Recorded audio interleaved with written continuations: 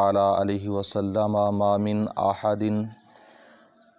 يدخل الجنة يحب ان يرجع الى الدنيا وله ما على الارض من شيء الا الشهيد۔ حضرت انس بن مالک رضی اللہ تعالیٰ عنہ حدیث پاک روایت فرماتے ہیں کہ پیارے آقا علیہ الصلوۃ والسلام نے ارشاد فرمایا، کوئی شخص بھی جنت میں داخل نہیں ہوگا مگر یہ کہ شہید کے علاوہ دنیا میں آنے کے لیے کوئی دنیا کی تمنا نہیں کرے گا۔ پیارے آقا علیہ الصلوۃ والسلام نے فرمایا، شہید کی شان یہ ہوگی جس نے دنیا میں شہادت کا جام نوش کیا ہوگا، یتمنا ان یرجع الی الدنیا، کہ وہ تمنا کرے گا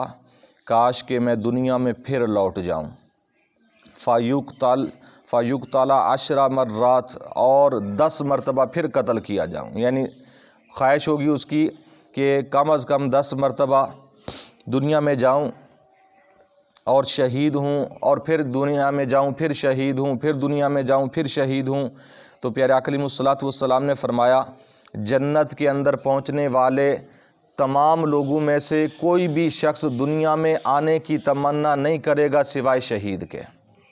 اور وہ یہ تمنا کیوں کرے گا؟ پیارے آقا علیہ الصلوۃ والسلام نے فرمایا، لما یرا من الکرامہ، اس لیے کہ جب وہ جنت میں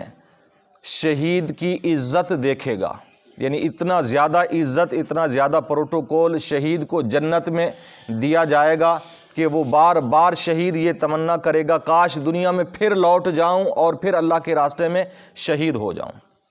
پیارے آقا علیہ الصلوۃ والسلام نے فرمایا، یعنی اس کے علاوہ کسی کی تمنا، شہید کے علاوہ کسی کی تمنا دنیا میں دوبارہ آنے کی نہیں ہوگی۔ اس سے اندازہ لگائیں کہ جنت کے اندر اتنی اعلیٰ قسم کی نعمتیں جب موجود ہوں، لیکن ایک بندہ مومن وہ بھی ہو جنت میں کہ جو یہ خواہش کر رہا ہو، یہ آرزو کر رہا ہو کہ کاش کہ دنیا میں پھر میں چلا جاؤں، کاش دنیا میں پھر پہنچ جاؤں، تاکہ میں یعنی جنت کے اتنے بڑے نظام کے اندر، جنت کے اندر بہت ہر ایک شخص کو اپنے اس کے حساب کے مطابق جنت میں پروٹوکول بھی ہوگا، عزتیں بھی ملے گی، محلات بھی ملیں گے، مکانات بھی ملیں گے، ہر چیز۔ اور ادنا جنتی کا مقام کتنا ہے کہ پیارے آقا علیہ الصلوۃ والسلام نے فرمایا، یہ کافی طویل حدیث پاک کا حصہ ہے کہ بخاری شریف کی حدیث مبارکہ ہے، ایک شخص آپ علیہ الصلوۃ والسلام نے فرمایا، میں ہر جنت میں جانے والے اور ہر جہنم میں جانے والے کو جانتا ہوں، اور حتیٰ کہ فرمایا کہ وہ آخری جنتی جو جہنم سے نکل کر جنت میں جائے گا، فرمایا میں اسے بھی جانتا ہوں، اس کی حالت کیا ہوگی؟ پیارے آقا علیہ الصلوۃ والسلام نے فرمایا، تمام لوگ جنت میں پہنچ گئے ہوں گے، ایک شخص ہوگا کہ اس کے ایمان کی وجہ سے کافی عرصہ جہنم میں جلنے کے بعد جہنم سے اللہ تعالیٰ اسے نکال کر جنت بھیج رہا ہوگا۔ اس کی حالت یہ ہوگی، جب جہنم سے نکلے گا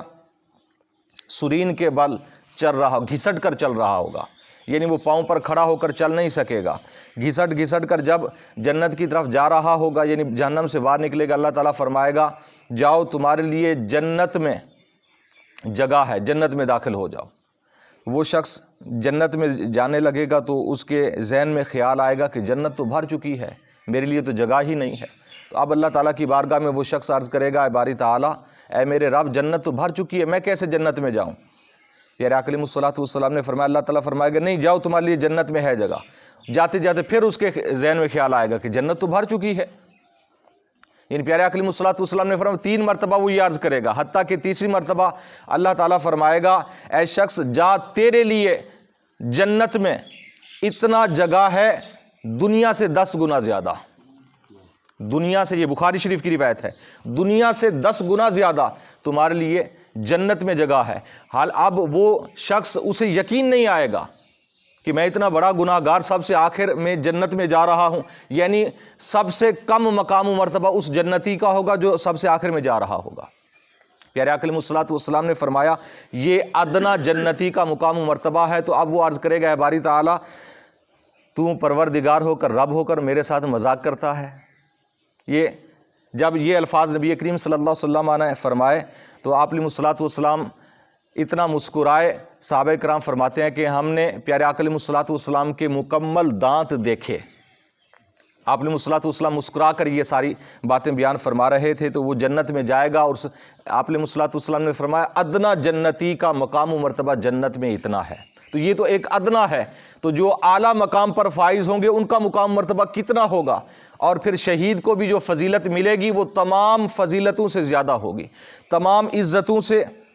زیادہ عزت شہید کو ملے گی، جو اللہ کے راستے میں دنیا میں جس نے جان دی تھی، تو جب وہ اسے عزت ملے گی، پروٹوکول ملے گا، اور وہ دیکھے گا کہ اتنی زیادہ عزت،